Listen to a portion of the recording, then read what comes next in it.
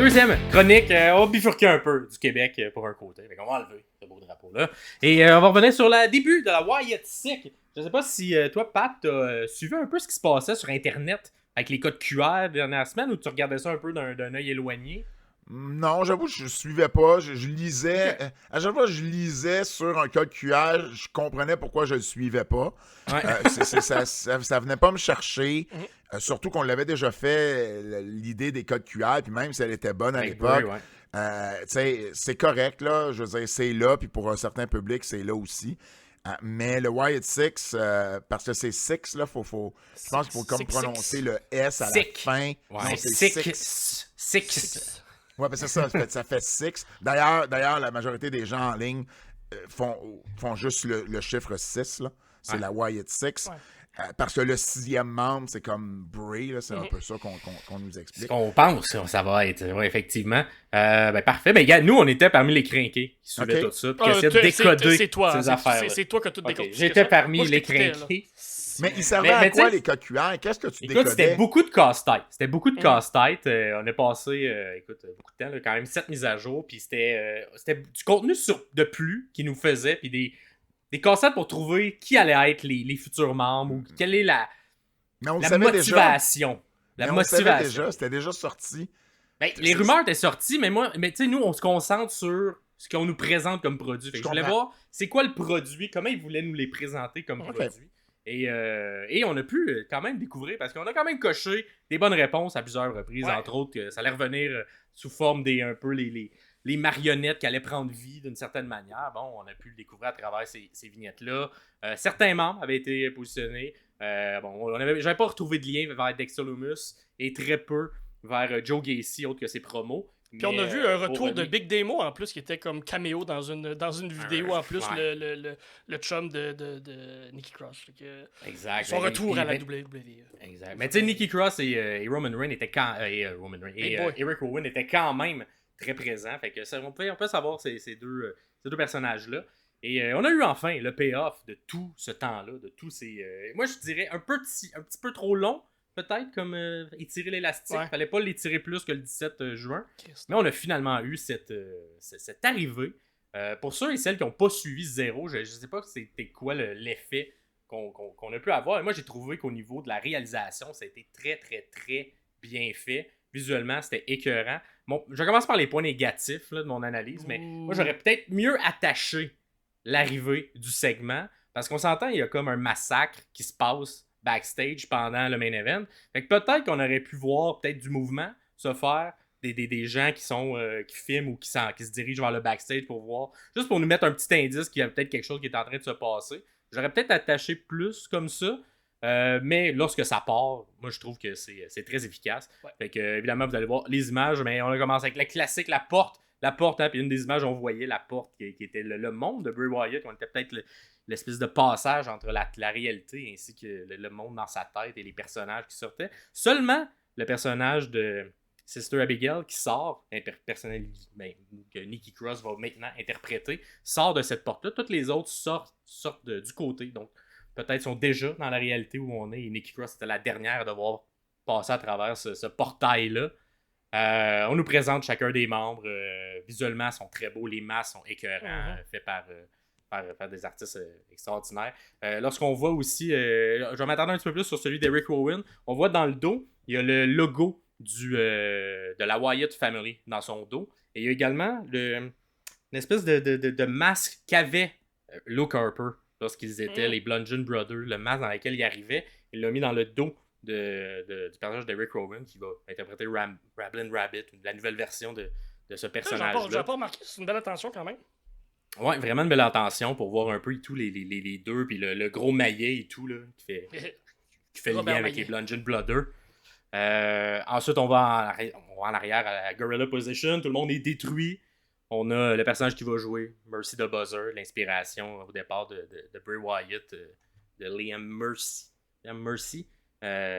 Personnage un peu comment dire, low card des années fin 90, qui n'a pas vraiment levé, mais qui a beaucoup marqué Bray Wyatt. Tout ça. Donc, ce personnage-là qui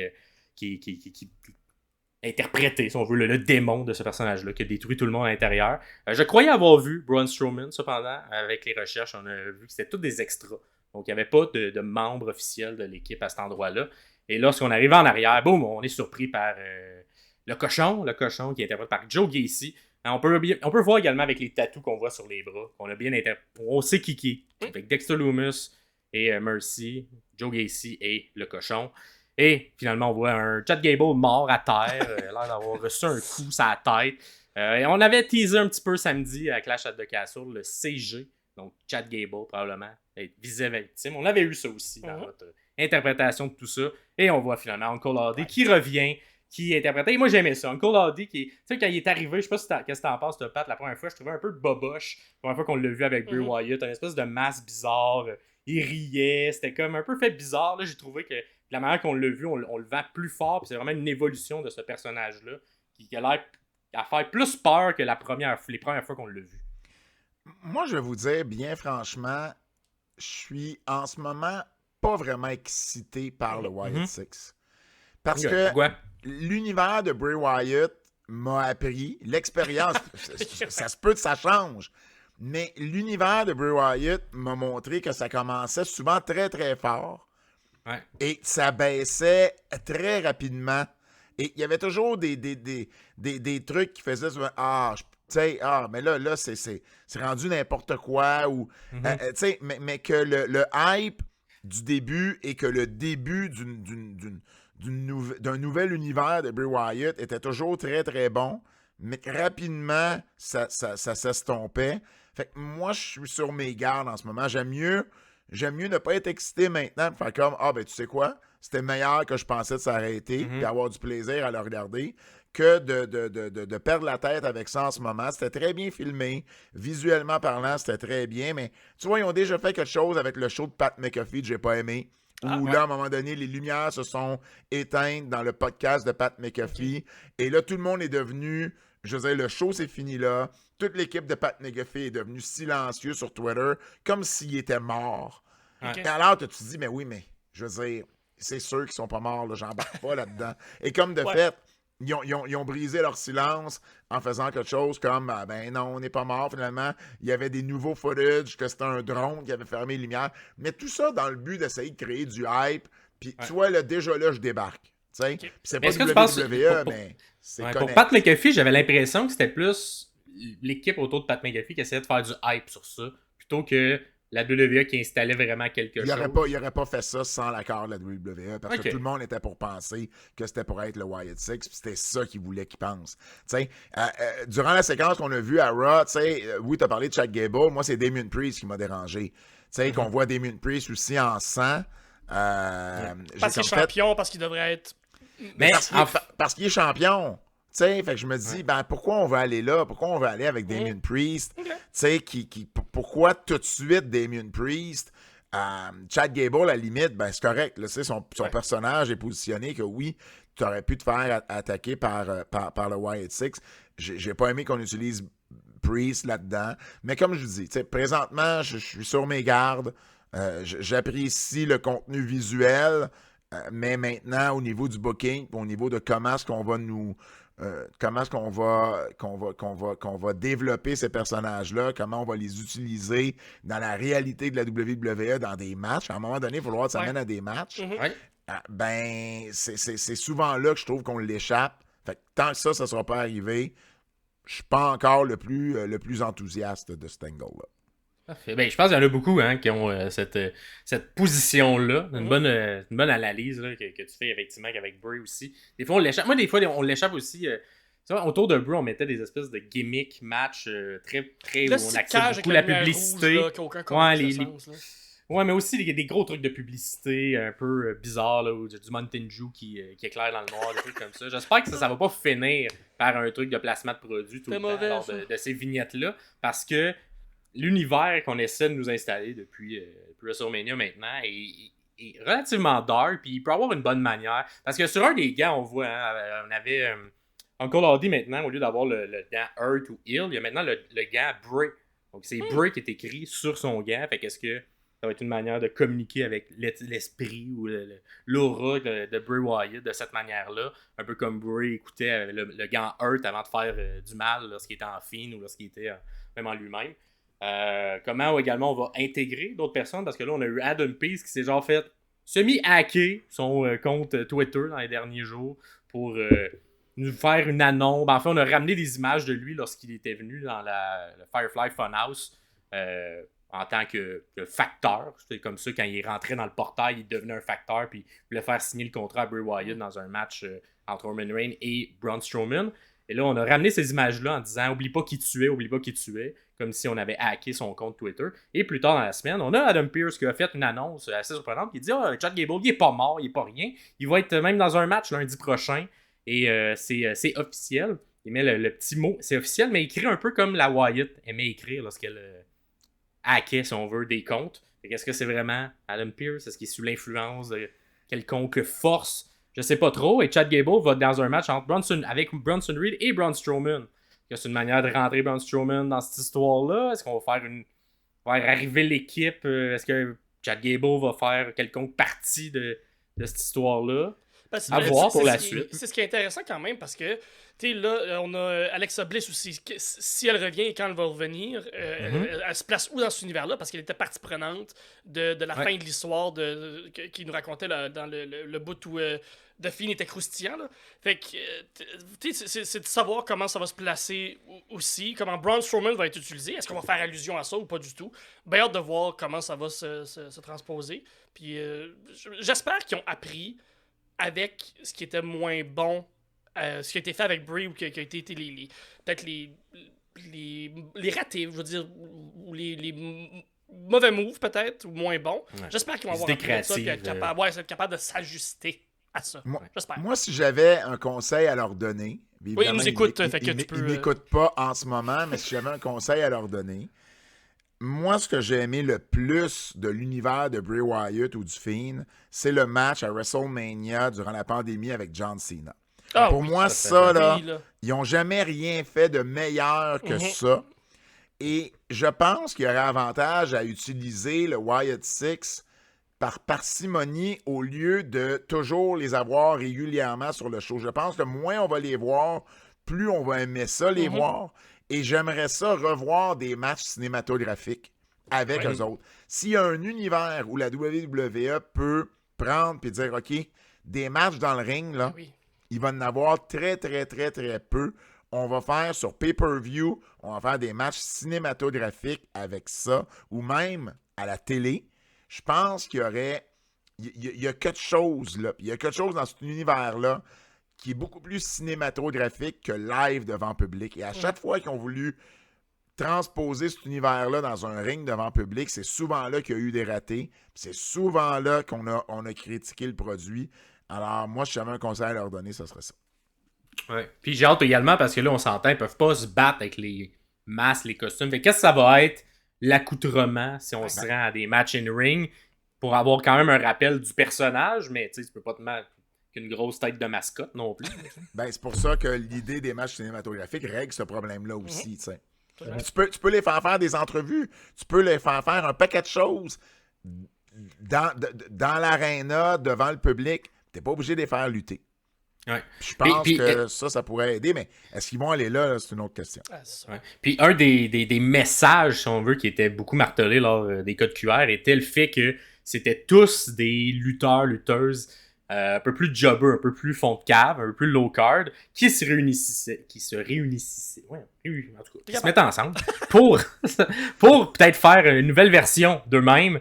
Et le fait d'attaquer le Gorilla, le fait d'attaquer peut-être les parties prenantes, ça peut être un angle d'attaque intéressant qu'on ait des heel qui viennent s'attaquer à l'autorité, parce que souvent on a plus l'effet inverse à la WWE, donc avoir des lutteurs gentils qui se font un peu descendre par une autorité, mais là d'avoir des lutteurs méchants qui attaquent une autorité relativement gentille présentement, qui est vue du moins d'un côté gentil, pourrait être intéressant parce que c'est tous des lutteurs qui n'ont pas eu beaucoup de chance, somme toute, dans leur carrière, qui ont souvent été mis dans des conditions peu reluisantes, peu de victoires de leur côté, et d'avoir Bo Dallas qui un peu incarne ça, même si à la NXT ça allait bien, lorsqu'il a monté, ça n'a jamais été concrétisé clairement.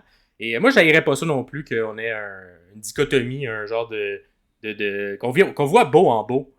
Puis un peu comme on voyait Bray en Bray lorsqu'il était dans le Firefly Funhouse. Et que lorsque le démon le possède, ben, il devient Uncle Howdy. Mais j'ai l'impression que Beau n'existe plus et que c'est vraiment Uncle Howdy qui est le personnage qui... Présentement, c'est ce que c'est. Moi, je pense qu'on a plus de chances de voir Taylor Rotunda que de voir Bo Dallas. Peut-être également. Si on est pour lui donner un alter ego, je pense que ça va être plus Taylor Rotunda. Ouais, c'est possible. Parce qu'on n'a jamais exploité au maximum cette gimmick-là qu'il y avait, qu'on a exploité beaucoup à NXT, qui était le gars un peu super gentil, faux face, mais que finalement, il y a une colère en dedans, puis une énergie méchante en dedans de lui, qui laisse pas sortir, qui garde à travers un masque. C'est une manière de le faire avec le Encore 2. Peut-être pas. Peut-être qu'on met juste ça de côté, puis on réécrit quelque chose de nouveau complet. Mais à voir comment ça sera développé. Mais moi, j'ai trouvé visuellement, c'est impeccable. Est-ce que je mets ça en dessous quand même de l'arrivée de la Nexus. Lorsqu'ils sont arrivés, j'ai eu plus d'excitation lorsque j'avais vu tout le monde péter le ring, démolir tout le monde. Mais ça a quand même été... j'avais hâte de voir comment il allait le présenter. Puis j'ai trouvé que visuellement, ça commençait bien, visuellement. Donc, à voir pour la suite. Je trouve que c'est un beau... ça suit bien l'évolution des prises de vue ou de la réalisation ou de l'idée que la personne en arrière qui pèse les boutons, qui prend les décisions pour le visuel. Puis j'ai l'impression que c'est peut-être Netflix qui sont comme, est-ce qu'on peut essayer des nouveaux points de vue? Est-ce qu'on peut essayer de nouvelles réalisations? Je pense que c'est cette semaine, c'était dans ce Raw-là justement que c'est-tu Kaiser qui fait le tour du ring et qui mange. Ouais, puis on voit une shot aérienne. C'est super beau, puis c'est super bien fait. Les gros plans séquences. Fait que je trouve ça le fun aussi. Fait que c'est comme si c'est conséquent dans ce qui nous montre la WWE avec l'arrivée du Wyatt Six, puis le gros plan séquence aussi qui a été fait de cette façon-là. Fait que je trouve ça. Je pense pas que ce soit Netflix, mais on a changé l'équipe à ce niveau-là. Ça, c'est le départ de Kevin Dunn qui a été là longtemps, qui avait, veut pas sa façon de faire.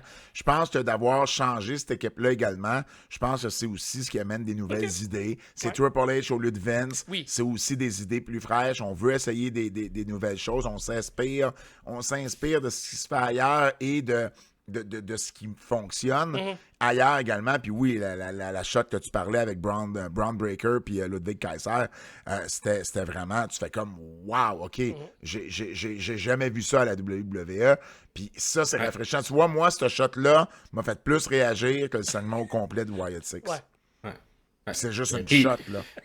Puis à date, moi, je trouve la meilleure shot qu'ils ont faite, c'est la shot à Montréal avec la transition entre Jey Uso et Sami Zayn qui arrive. Ça, c'était complètement incroyable au niveau de la réalisation pour un one take. Là, évidemment, on est biaisé parce qu'on vient d'ici puis on connaît tout la charge émotive que ça a à faire ce shot-là. Mais ça, c'était... J'aurais jamais pensé voir une shot comme ça à l'heure de Kevin Dunn. Puis ça, c'était vraiment... révolutionner beaucoup de choses. On met beaucoup plus de l'avant également le Gorilla Position, qui était un peu sacré dans une certaine époque. Maintenant, on permet on passe, en fait, tous les épisodes, on passe à travers maintenant. Avant, on la voyait très peu. Donc, j'aime ça, moi, quand même. Ça permet d'actualiser le produit puis de changer un peu les manières de faire. Puis, ils ont aussi tellement un roster fort et de haut niveau en termes de micro, en termes de confiance, en termes de in-ring, que tu peux te permettre d'avoir des plans séquences plus longs. Pas obligé de tout le temps de faire des petits zooms, faire des changements de caméra. Tu peux juste laisser les travailleurs lutter comme si on était dans l'aréna. Puis c'est bon, là, on les voit pas, les petits tours de magie qu'ils font, même si tu laisses un plan séquence plus long. Puis quand ils partent de l'arrière vers se rendre en avant, ça nous permet de voir aussi une structure plus claire, disons, qui me fait un peu rappeler l'Attitude Era où on sentait plus une synergie entre tous les différents morceaux de l'épisode. C'était pas tout séparé. Là. Tu sentais que tout le monde faisait partie du même univers. Donc, moi j'apprécie ce qu'on nous présente maintenant. Et à voir pour la suite. Mais là, il y a d'autres choses à rajouter sinon, sur tout ça. Tu fais bien ça, t'es bon, Max. Lâche pas. Ben, écoute.